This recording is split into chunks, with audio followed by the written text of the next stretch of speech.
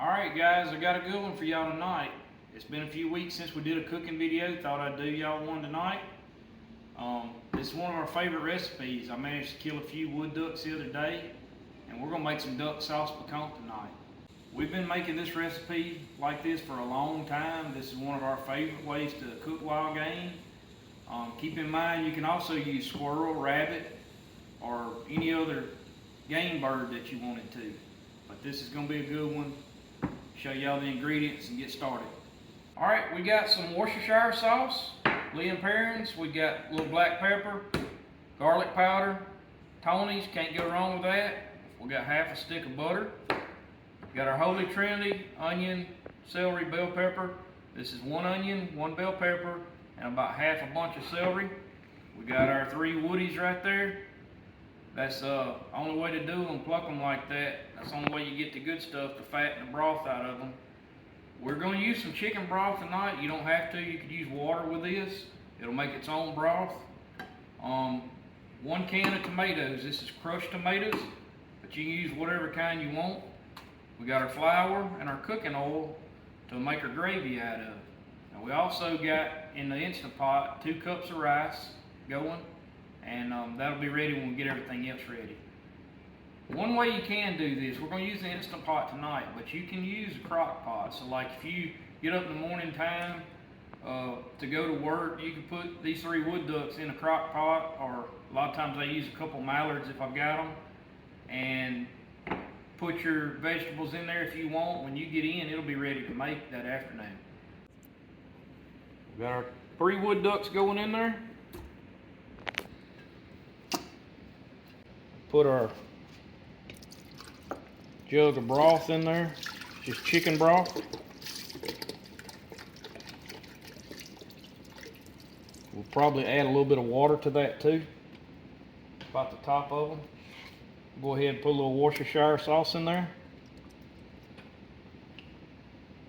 Don't take a lot. Got some black pepper. Hit them with that. Tony's. We'll season to taste later, I always do. And some garlic. We'll add just a little bit more water to this.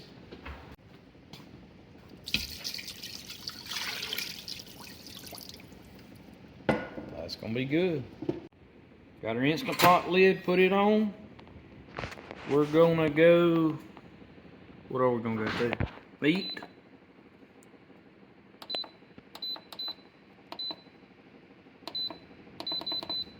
30, and that's it. Get our pot going. Got our butter in there. Go ahead and put our vegetables in. Get them sauteed up. Alright, I'm gonna set the lid on this, turn this down to about 3 on our electric. Let that simmer for a little bit. Looking good and smelling good. We'll let that cook just a few more minutes, and then we're going to put our tomatoes in there. Alright, you can see there how that's kind of going to caramelize in a little bit.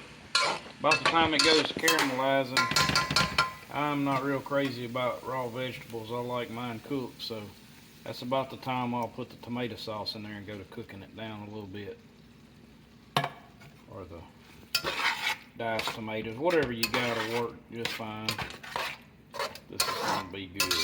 Alright, I'm going to add just a little bit of water to help keep that from sticking after I put those tomatoes in there. We'll let that simmer down for a little bit. Tomatoes cooking down pretty good.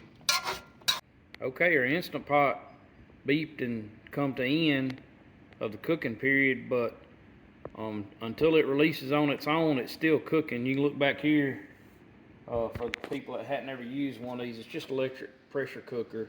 You could release it right here, but it'll just blow off steam and stuff, so it's best just to leave it in there a few more minutes and let it finish cooking. This is the one our rice is in. It's already released. We'll double check, but yeah, it's released.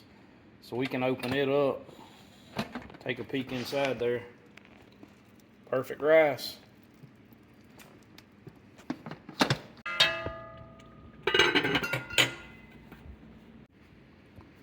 Alright, we're gonna open them up and see what they look like.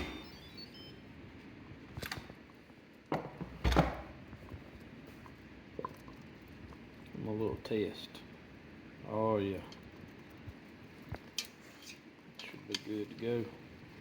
Oakley says, let me try it. Take them out.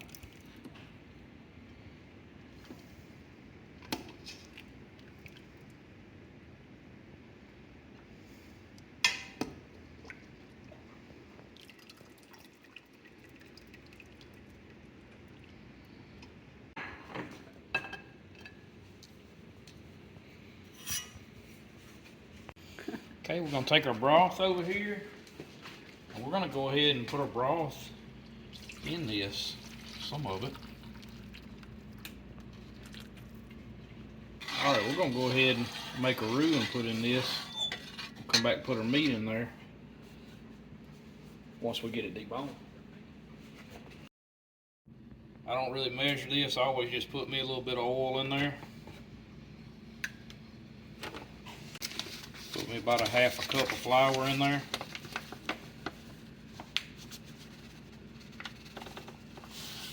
About like so. I don't really ever measure my roux, so we'll keep it real. So I'm gonna show you how I do it. This is how I do it. You can do half a cup and half a cup or a third a cup of oil or whatever you want to do there, but I never measure when I'm making roux. I always get my consistency about like that. Let it start cooking.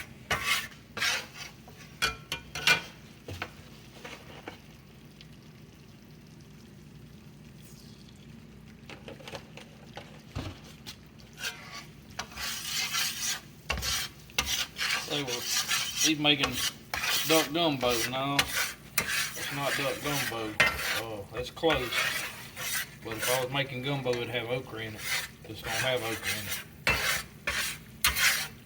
And I don't put bell pepper and celery in my gumbo. So it's two totally different dishes. You gotta keep this roux stirring when you're making roux. I always kind of start mine out hot, and then I'll go to turning it down a little bit as it goes to getting closer to done. You can see it already kind of go to turning tan a little bit. It'll go to brown, and then I'll go on and turn it to low heat and let it go to cooling down before we put it in. Alright, it's starting to brown pretty good. Thickening up. Alright, this is getting pretty close, so on the electric stove, what I've learned to do is go in and cut it off. Or if it goes to still turning too fast, you can pick it up, let some air hit the bottom of that skillet, and it'll slow it down. That way you don't get in a bind and burn your roux after you've done been working on it. Add a little bit of broth.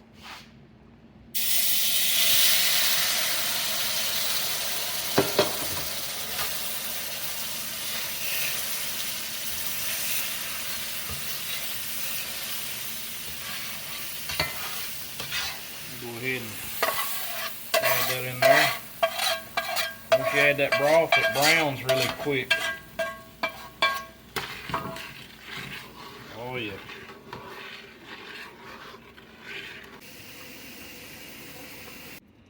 Alright, we're gonna get all of our duck deboned. Just make sure when you're deboning this duck, some people put this in there with the bones. I don't really like to put it in there with the bones, so I'm gonna debone it. Make sure you get all the still shot out of it.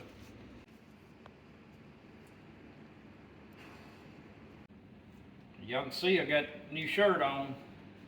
We got our logo in. Got the shirts made. Y'all can let me know what y'all think about them. We'll probably be giving one away here before too long on a giveaway, on a drawing. We'll figure out something on that in the future. Alright, that's the last of it. Just making sure we ain't got no still shot in it. We're gonna go ahead and put that in the pot.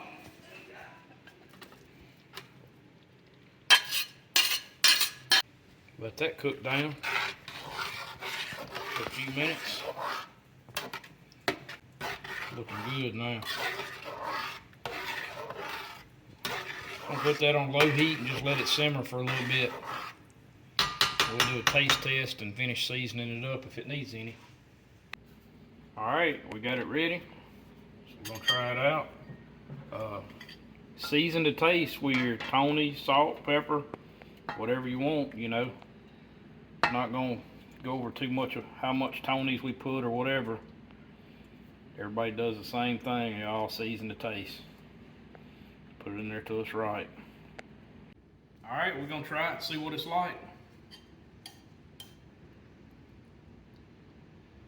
That duck on the cracker.